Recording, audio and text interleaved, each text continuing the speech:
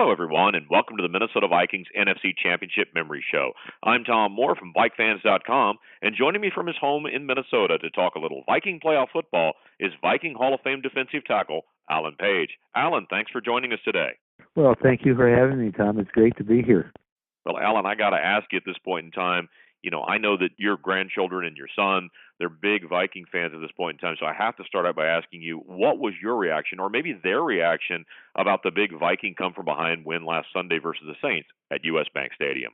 Well, they were at the game, biting their fingernails and feeling somewhat depressed as, the game wound down. And the next thing you know, the touchdown is scored. I mean, that was the stuff of legends. And they were there, and they were so excited. Wow. I think they had planned to leave right after the game. I think they were in the stadium another 45 minutes to an hour, just celebrating. I got the impression that the atmosphere in the stadium after the Stefon Diggs touchdown was just electric. Now, I know your wife, Diane, she also is a bit of a fan. How did she react to the game on Sunday?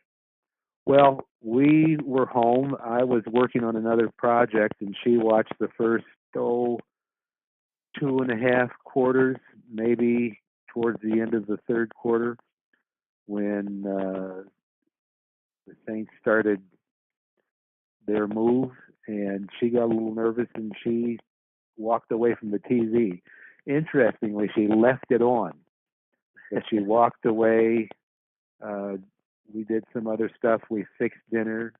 We had dinner. We washed the dishes.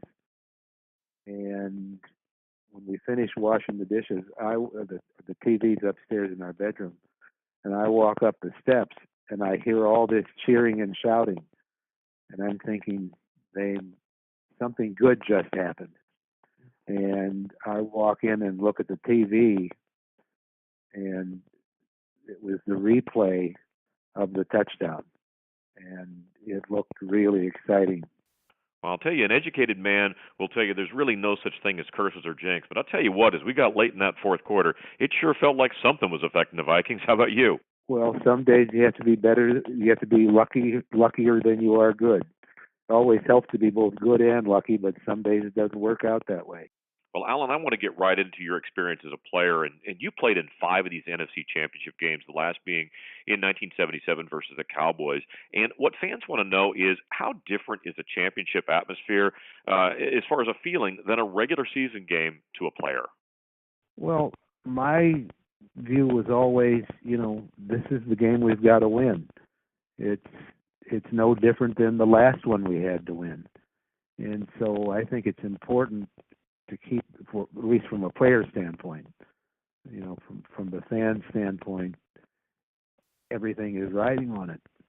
But if you're going to go out and perform and do as well as you can and be successful, you have to pretty much, it's that old saying, you have to approach every game as though it's the most important.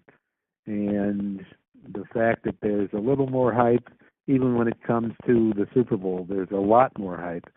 It's still just a football game that you have to go out and play, and you can't let all of those surrounding things become a distraction, because that's when you tighten up and that's when you don't perform very well. Alan, you mentioned how much hype there is these days with the Super Bowl, but I'm curious, you played in Super Bowl IV back in January of 1970. How much media attention was there? Was there a lot of press there? Did it look a lot different than it does today? Oh, there was an incredible amount of press and publicity. For the time, there was about as much as you could get. We live in the digital age now, so it seems like it's increased exponentially. But for the time, it simply couldn't have been any bigger.